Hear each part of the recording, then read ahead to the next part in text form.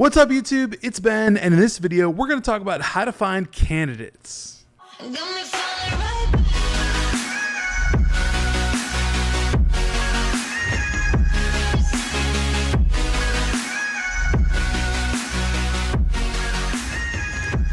All right, guys. So thank you so much for checking out another one of my videos. Hey, if you're not in our Facebook group, it's called Six Figure Recruiters. There's over 8,000 recruiters in there that will network and collaborate with you. And I'd love for you to be in there. Link in description to that group. Also, if you're not subscribed to this channel already, we talk about recruitment and staffing all day long. So please smash that subscribe button and let's jump right into the video.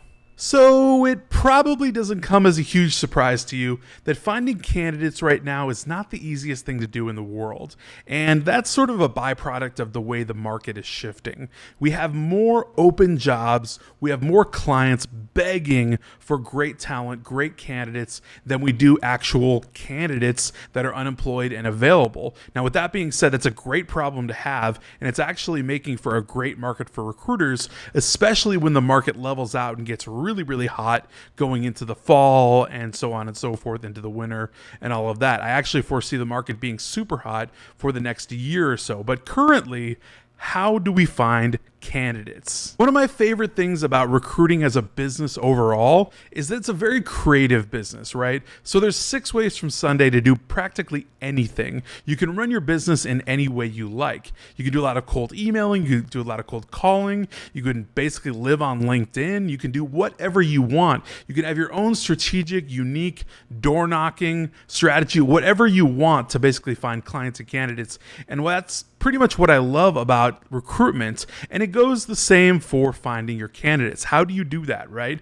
Do you simply place ads? Do you basically do headhunting, more like traditional recruiting? Or do you do something else that's a little bit more unique? Now, with our current market, having it being a little bit harder to find these candidates, I find it a great time to be creative, to find new ways to attract talent. That means not only for those clients that can't find them, but for us, because it's a recruiter's market as well. Since those clients cannot find the talent, we have to find it for them. So we've got to get creative. So how exactly do we get creative about finding candidates? One idea that I'll throw out there first is social media, specifically Facebook and LinkedIn. So let's start with Facebook. Facebook, I understand, obviously is a kind of play around social media platform. With that said, people go on there to just look at memes, videos, talk to their friends, yada, yada, all that kind of stuff. But there are hidden gems on Facebook. And if you don't know where they're at, I'll tell you right now.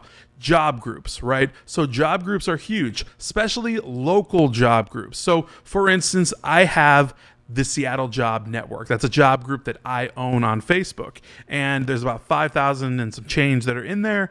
And it's tons of candidates and clients that are constantly posting and candidates responding. And basically it's an opportunity free for you to be able to go in there and interact with any candidate that you possibly want. Post your jobs in there, post your opportunities, and engage and interact with tons of candidates. Kind of goes for the same thing when I talk about finding clients, using the same type of groups to find your clients, but instead at this point we're actually looking for candidates there that are surfing around in that group that you might want to approach and say, hey, I've actually got a job opportunity that's a little bit better than the one you just commented on. Would you like to chat with me about it? Also in job groups, you can basically just look at who's in the group itself. And oftentimes there'll be a lot of candidates. There'll be a lot more candidates than there will be job posters. And with that said, you can basically just go in and contact whoever you see that looks like a job candidate for the right job that you're looking to fill. So aside from job groups on Facebook, I'm also going to talk about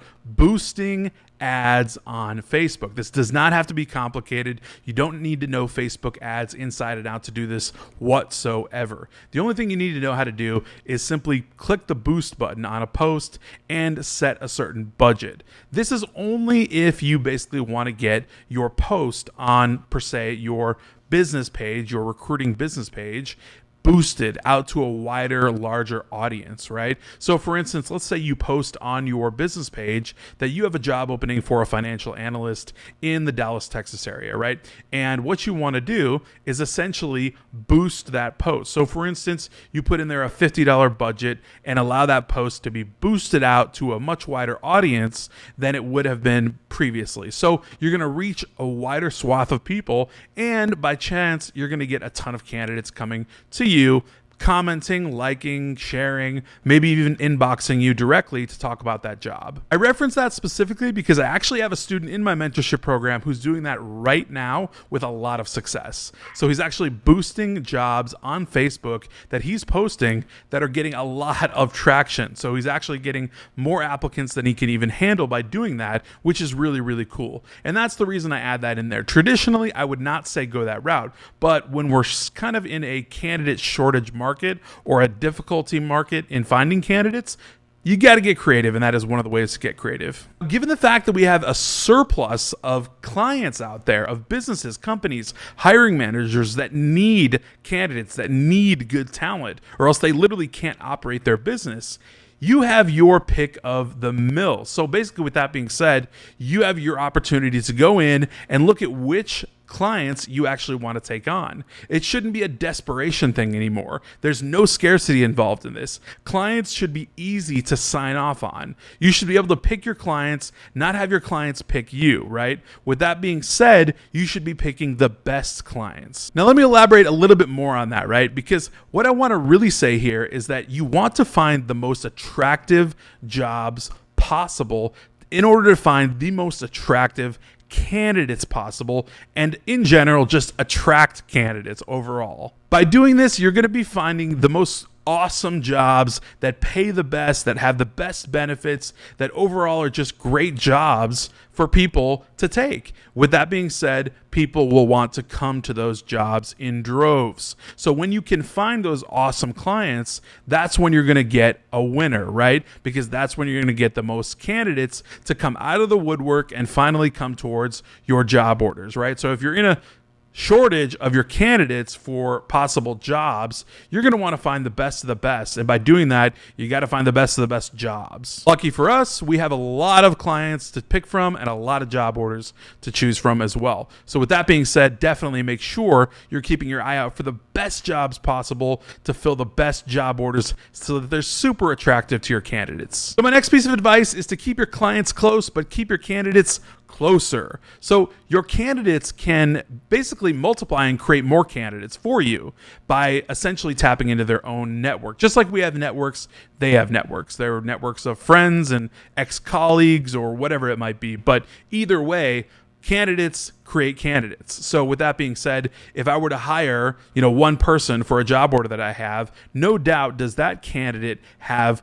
a friend, a family member, an acquaintance, whoever it might be, that I can reference off of them and get another candidate, maybe 3, 4, 5 candidates out of that one candidate, right? So I'm able to multiply out of one candidate to get to possibly like 5 for other job orders or maybe similar job orders, right? So basically keep your candidates super close because they're like gold to you. Really, they're like currency. So when you're able to fill them in a position, right, you're able to tap into their network and eventually get more candidates out of that one placement. If you watched my video on Monday about how to find guaranteed your first client, you'll notice I referenced something called the invisible network. That's exactly what I'm talking about here. It's the invisible network that you just simply cannot see, but it exists right in front of your face. So the candidates that you're bringing on have other candidates that you can get help from and that you're gonna need help from. So keep those candidates close. So this next piece of advice, I'm talking directly to all of you that only place ads